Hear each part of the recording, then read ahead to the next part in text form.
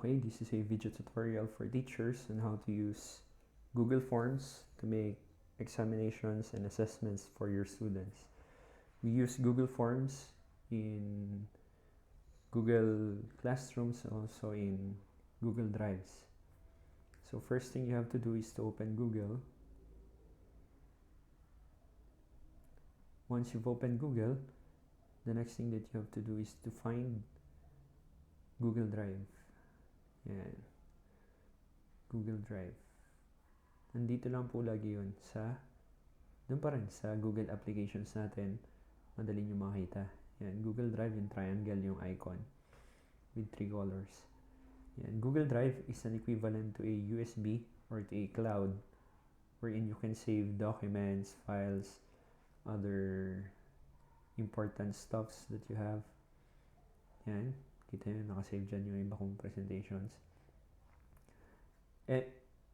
Every account in Google has an equivalent Google Drive, which means you have a storage space, but it is limited. I don't know the limit of each Google Drive, but I think different domains have their own different limits. For example, yung sa college daw na G-Suite namin, as teachers have unlimited gigabytes storage of Google Drive. Yan, so ang sunod natin gagawin, once you open Google Drives, you click this plus sign sa new. Ito. Then makikita mo dito, itong mga nandito, folder. You can create folders. Dito may folders ako for prefect, logic, critical thinking, classroom, yan. Diyan mo pwedeng isave yung mga files mo to organize it. Medyo hindi organize yun sa akin, ano? File upload, pwede ka mag-upload ng any file, PDF, PowerPoint, Word, yan. But once you open the Microsoft Office documents, it will be in the form of Google Docs pagka Word, Google Sheets pag Excel, Google Slides kapag PowerPoint. Okay? So dito naman sa more, dito nyo makikita yung Google Forms and other Google applications. So let's go to Google Forms. So Google Forms, may dalawa kang choice. Either a blank form or a template. Dalawa. Blank form or template. I suggest na kapag gagawa kayo ng examination, you make first a blank form, create your own template, then save it. For example, you have 10 items for identification, save it as a template for identification. Para pagka later gagawa ka ulit ng panibagong exam, you just choose the template and you fill in the questions and the choices or the answers that you need to put. So let's click blank form. Yan. So ito agad yung makikita ninyo sa ating Google form. Yan, this is the title.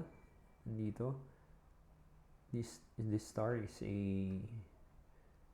indication lamang ng favorite para mas madali mo siya mahanap. Then dito sa taas may dalawang tabs, questions and responses. So sa questions, ito yung platform mo to make questions. Responses, dito makikita yung result ng mga responses ng students or answers sa exam. Dito naman sa taas, upper right hand, merong tatlong icons. This is customize. Pwede mo i-customize yung iyong form. For example, choose an image. Ito yung pinaka-header ng iyong form. So, for example, piliin natin ay ito.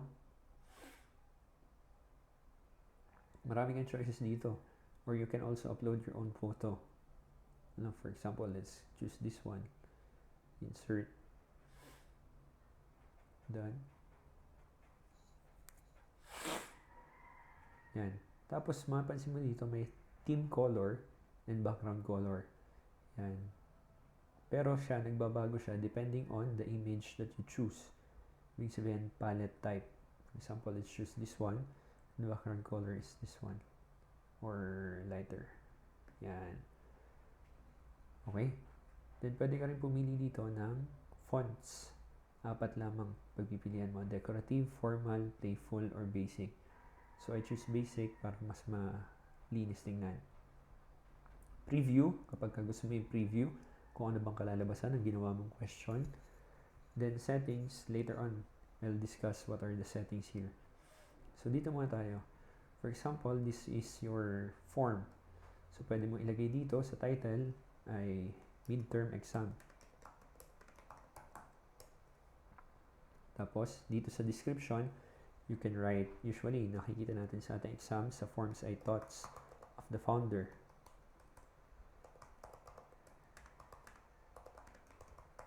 Or prayer in the beginning.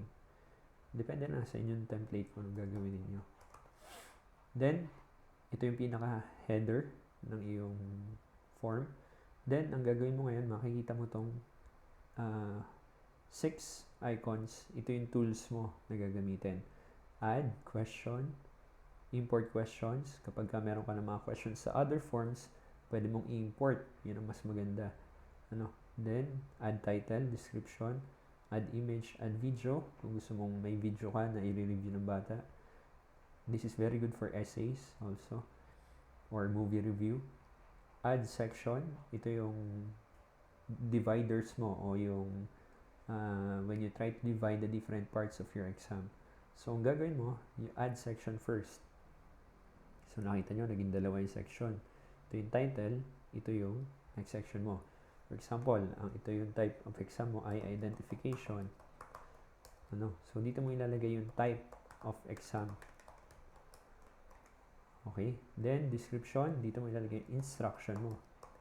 Siyempre, alam nyo na yan. As teachers, you put instructions. Yan. Ngayon punta tayo, how to make questions. So, i-click mo tong isa. Yan. Pero bago natin gawin yan, dito muna tayo, balik tayo dito. Kasi, ito yung importante din. So, you can also add questions at this part. For example, you add questions. Usually, sa exams, nakalagay ay name. Complete name of the student. So, dito, yan. Ito na ngayon, yung mga choices mo on what kind of question that you will make. So, sa name, you can either put short answer. Yan, isusulat niya yung pangalan niya dyan pag nagsagot siya. Or, either you can also put multiple choice. Na isusulat mo na, you'll fill in all the names of your students here at the options. Yan, at i-click na lamang niya kung ano yung kanyang pangalan. Okay? You can also put, so yun yung ideal name. Then another thing that you have to put here, pwede mong, itong dalawang ito nasa baba, date and time. So pwede mo ilagay ang date, what date nang siya nag-exam. Then another, wrong one. Delete. Then another, pwede mo din ilagay yung time. Yan. Okay, yun yung preliminary questions na pwede mong hingin sa bata. There are other options. Mamaya dito, pwede mo rin ilagay collect email address. Pag chinek mo yan, lalabas dito na you require the email address of the student. If you fill in nila kung anong email nilang gustong ma-receive yung results, But I suggest, okay lang naman na wala dahil mabibigay mo naman ito sa kanilang Google Classroom. Okay, balik tayo dito sa type of exam. Yan. So, sa type of exam, short answer is for identification. You put the question here. Who is the author of the Republic? Yan. So, short answer lamang yan. So, kung puro identification ang yung gagawin, you can just click this one. Duplicate. Yan. Duplicate. Kahit ilan. For example, you have 5 questions here. So, yan. Duplicate. Pero para-parehas ang tanong. So, i-edit mo na lang. Yung questions mo. So, let's try to preview kung anong itsura. So, yan. Itong sasagutan ng bata. Name, date, time. So, first section. Click next for the next section. Identification. Sasagutan niya. Who is the author? Yan. Sagutan niya lahat. Then, click submit. Then, marireceive mo yung result. Always tell your students to click submit right after answering. Kasi kapag ka-cleanos lamang nila, hindi nila sinubmit, babalik sila sa wala. Okay? So, that is identification. The next type is, let's try to see, paragraph type is in essay form. So, ibig sabihin, long answer, you can write multiple sentences. Then, Multiple choice, simply multiple choice means you put choices. Who is the author of the Republic? Plato, Socrates, Aristotle, Kant. Okay. Yan. Then, dito, pwede ka rin maglagay ng option na automatically will tell the students that they answered it correctly or not. Dito sa quizzes. Mamaya, papakita ko sa inyo. So, yan. Multiple choice. Tingnan natin anong kalalabasan ng multiple choice. Yan. Yan. Sa multiple choice, ito yung lalabas. You can only choose one. Okay, hindi mo pwedeng dalawa. Only one. Okay. Now, the next thing is check boxes. So, check boxes naman, same as multiple choice, but you're allowed to choose one or more answers. Or you can require one or more answer. For example, who are ancient philosophers? Yan. Tingnan natin. Next. Pag nagawa naman kayo, hindi naman pwede naman na hindi isa-isa nyo tingnan. Kumpletuhin nyo 10 questions, all of the questions, then you try to check kung tama bang ginawa ninyo. Yan, tingnan nyo. I can click 3 boxes. Okay? So, that is the difference between check boxes and multiple choice. Simply multiple choice, one choice only. Check boxes, you can check among many. Okay. Drop down choices, ito usually ay hindi naman ginagawa ito. I think this is the one you choose from among them, tapos ay yan. Parang multiple choice din, but hindi mo makikita agad yung choices. Okay? And you can also choose one. So, multiple choice din siya, but in another form. Hindi nakalabas lahat ng choices. So, it's better that you show the choices na lang. Lalo sa mga bata. Drop down. So, same as multiple choice yun. File upload, you can upload a file, a document, or a video, or a picture. Or sa math problem, pwede ka rin magawa ng drawing. Ako sa logic, I think I'll use this para magawa ng Venn diagrams. Okay? And other problems. Linear scale naman is rating from 1 to 5 or from kahit ilan until 10. Pwede pa lang hanggang 10. So, you just label the least and the greatest. Least to greatest. Yan. So, pagka ginawa mo yan, isilipin natin. Ang mangyayari ngayon, yan. Lalagay mo dyan. Depending on your questions. For example, how difficult is introduction to philosophy? You write. Depending difficult, easy, yan. Page. The next one is multiple choice grid. Ito naman, multiple choice, parang katulad din ng multiple choice, pero dito, pwede isang question lang, but you can have a categorized question. For example, choose the appropriate work of a philosopher. Particular philosopher. Okay. Choose the appropriate work of a particular. Example, dito maglagay ka na rows. Plato, Aristotle, Socrates,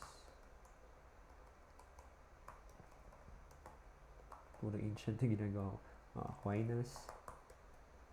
Okay, then dito, gagawa ka ng columns. Yan, for example, yan. Gawa ka ng columns. Republic, ethics, kumakain ethics, or none, or summa. Yan. Let's try to see.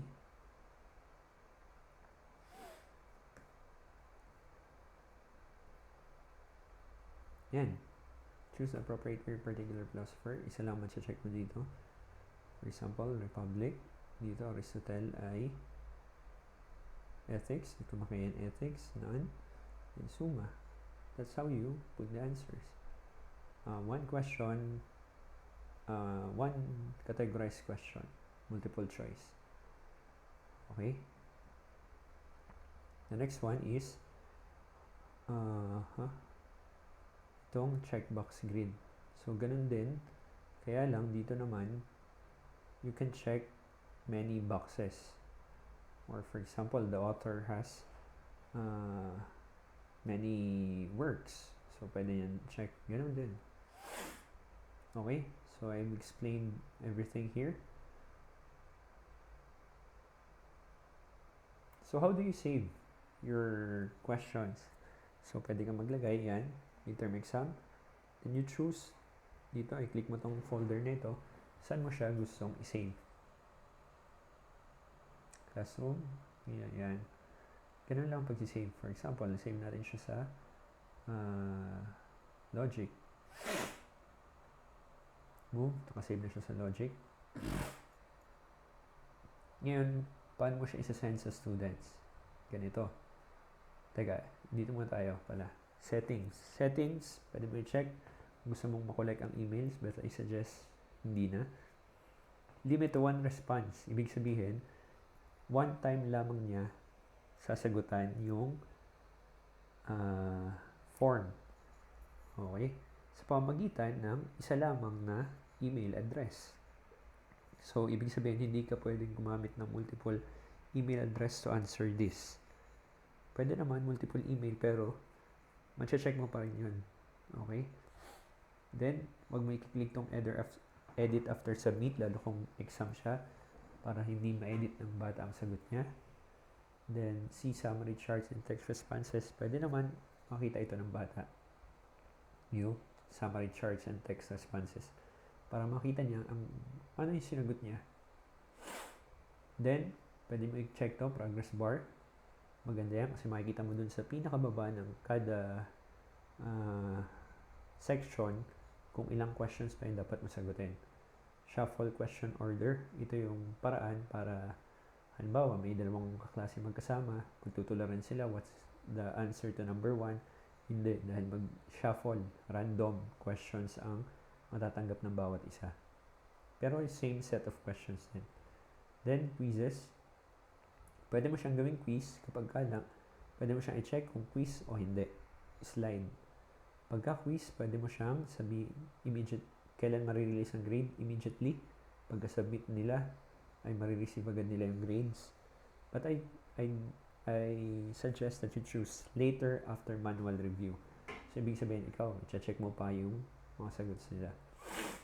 Then, ito, mas magandang i-check mo din ito. Point values, makikita nila yung bata kung anong equivalent point per item. Lalo pag essay. Correct answers, kapag ka-identification or mamaya tuturo ko sa'yo paano makita ang answers. Then, miss questions kung ano hindi pa niya sasagutan. Let's click save. Yan. Dito, nung chinek natin yung ito, correct answers, nagkaroon ngayon ng answer key. So, pwede kang maglagay ng answer key. Choose the correct answers. Yan. Tapos, may equivalent points na agad. So, ito, makakatulong ito sa pag-check nyo ng exam. Pero, mahirap lang siya sa identification because of the spelling. Kasi, I don't know kung kayo ay very strict sa spelling. Yan. Okay. So, that's how you make your Google form. Dito mo makikita naman sa responses, yung response ng mga bata. Dito, ito lang, i-click mo lang itong yan. Or create a spreadsheet. Create a spreadsheet, ikaw mismo ang gagawa ng format. Pero I suggest you just click download responses.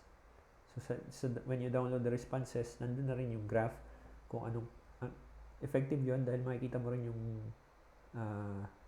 pie graph or pie chart kung saan ano ba yung mahirap na questions, ano ba yung easy questions, mapapansin mo doon para sa mga bata. Yan. Select destination kung saan may save yung response. Doon mo makikita. Get email notification for new responses. I-check mo lang yan para makita mo kung may note ba na sinend ng bata o may tanong ba siya sa exam. Okay, total points. Okay na yan. Now, let's try to see kung na-save ba talaga siya sa Google Drive natin. So, sinave ko siya sa Logic. Logic. Hanapin natin yung form. Ito, yung form. Midterm exam. Okay.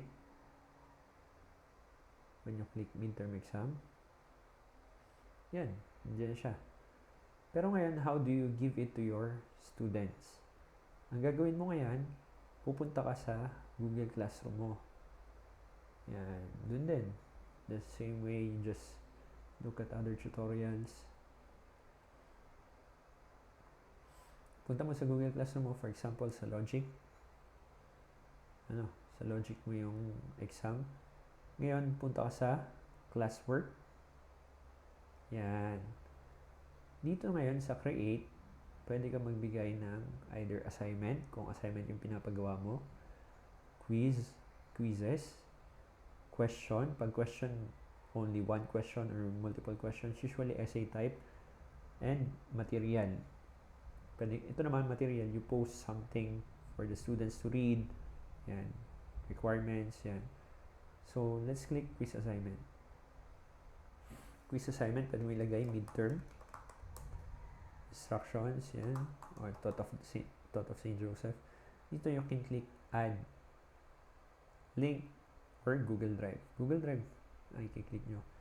Google Drive, you look at the folder where you save your form.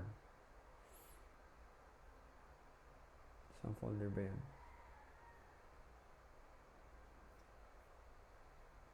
Ito na pala, nandito na. Yan. So, i-click mo yan. Insert. Lalabas na yan dyan. Alisin mo tong blank quiz. So, bale, ito ang marireceive ng mga bata ngayon na exam. Be sure that you put the right exam sa mga bata. Sino makakatanggap? All students. Yan. Sa klase mo, ito yung pipili ka kung saan klase mo ibibigay. Nandito lahat ng classes mo. Sa Logic, automatic, lahat ng students or ayaw mo mag-exam yung isa. Okay. Ito ang importante. Due date. For example, your exam will be on the 20th. Anong oras? 1 to 2 p.m. Lagay mo, 2 p.m. 2 o'clock p.m. Yan. So, may due date siya. Pwede na sagutan ng bata lumampas sa oras, pero lalabas doon na done late. Kapag ka done late, it could be considered a minus or invalid exam, depending on the teacher. Topic, pwede ka magawa ng topic, yan. Create a topic. Yan, sunod lang kung anong topic mo. Okay, then, assign. Pero, ito, you can put also a schedule. Kung kailan marireceive ng bata or kailan mapopost ito sa inyong classroom. Sa stream ng inyong classroom. For example, 20, dahil 1 o'clock to 2, 1 o'clock ang ilagay mo. So, ibig sabihin, marireceive nila ito ng 1 o'clock, sasagutan nila hanggang 2 o'clock. Schedule.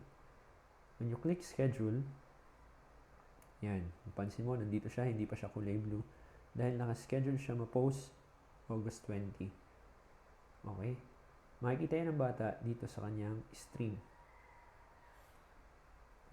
Sa stream niya. Lalabas yan. Let's say for example, I have here, ito, one example. Assignment sa bata. Instructions. I think this is only a question. And I put this question, post this question. May mga nag-chat. ano, bata. Then they submit it to me, ano, student work. Ito yung mga sinubmit nila. Usually, ang sinasabi ko sa kanila, they type it in Microsoft Word, then they open Google Docs or documents para mas madali mag-type. Hindi sila magta-type sa chat box, but rather they will make a Google document equivalent to a Word, Microsoft Word. Then, sa kanila i-send sa akin dito din sa kanilang o i-attach nila yung file and document dito sa question. Then, click submit. Always tell them to click submit. Yan, nakikita nyo, grades, ano ba mo grades? Yan. Up to 100 points. Pwede mo ilagay yan. Or ungraded. Kung ayaw mong gradean yung mga bata. Okay? Lalabas din kung nag-gradean mo na sila. At makaka-receive sila ng message kung anong grade nila. Kaya be sure na, lalo kapag essay, you're already sure of what grade that you give them. Hindi mo pwedeng palitan o bagu-baguhin. Malilito yung bata. Bakit binabaan isa? Bakit tinaasan ni ma'am? Okay. Yan. So that's how you